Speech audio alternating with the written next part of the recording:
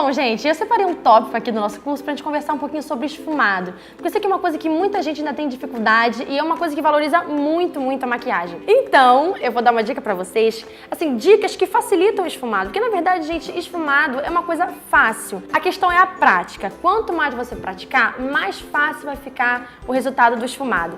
E pra isso, primeiro de tudo, você tem que ter um pincelzinho macio. Assim, ó. De preferência, rabinhos de cavalo, que são esses que são redondinhos assim, começam fininho e depois ficam mais larguinhos. Eles dão um efeito muito bonito no esfumado. Mas eu confesso pra vocês que esse tipo de pincel é um pouquinho mais difícil de achar. Mas não se desespere, por quê?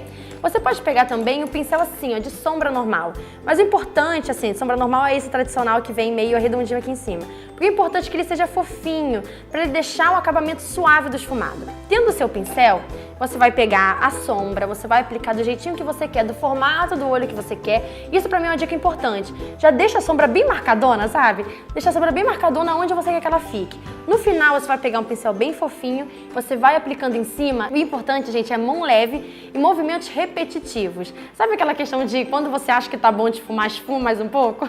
É porque são esses movimentos repetitivos que vai deixar aquele acabamento natural. Então, assim, se você acha que o seu esfumado ainda não tá perfeito, é porque talvez você não ficou tempo preciso ali pra ter aquela sombra ficar totalmente esfumada, porque a sombra realmente às vezes demora. Então você tem que ficar lá, ó, fica com o pincel, você pode fazer tantos movimentos assim de meia-lua, movimentos assim de tracinhos ou movimentos circulares também.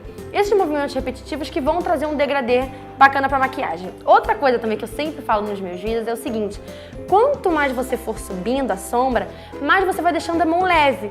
Porque no começo a sombra fica mais pigmentada e no final você deixando a mão leve, você bota menos produto. Então já dá aquele efeito de degradê, entenderam? Perto da sobrancelha, o pincel tem que estar praticamente limpo. Porque se você prolonga muito o esfumado para perto da sobrancelha, já não fica um efeito tão harmonioso. Além disso, uma dica, se você ainda não tá boa naquele de fazer esse degradê, é você pegar uma sombra que sirva de ponte entre a cor que tá no côncavo e a cor e o iluminado que vai vir pra cá. Por exemplo, eu vou fazer uma maquiagem preta, um olho esfumado preto. Você tem duas opções aí. Você pode, não esfumado, você pode usar tanto marrom, tá? Que é o tom que a maioria das pessoas usa porque fica um acabamento muito bonito.